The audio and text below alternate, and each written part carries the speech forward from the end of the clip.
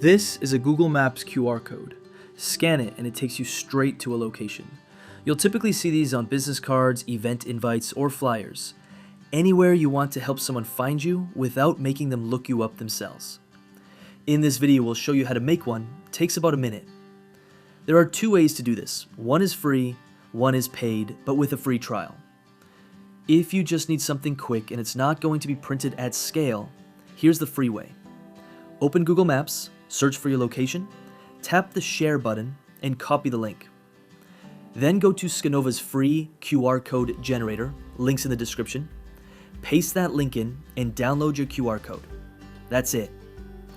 The thing to be aware of is that this gives you a static QR code. The location is fixed, you can't update it later, and there's no scan tracking. Fine for personal use, but if you're using this for your business, we'd recommend going with a dynamic one instead. You can update the location anytime without changing the code, track scans, and brand it with your logo and colors. Scanova gives you a 14-day free trial for that. No credit card needed. Links in the description. Enter your address or simply drop the location marker on the map, and then click on Create QR Code. After that, if you want to customize it, you can pick a design template, change the colors, add your logo, adjust the shape of the pattern. It honestly takes a couple of minutes and it looks a lot more intentional than a plain black and white code. When you're done, hit download. If you're on the free trial, it'll ask you to sign up first.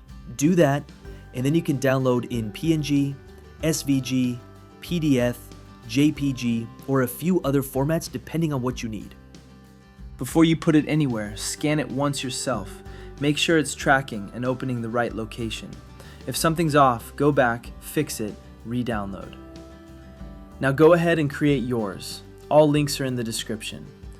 If this helped, give it a like, drop any questions or thoughts in the comments, and subscribe for more QR code related insights, and we'll catch you in the next video.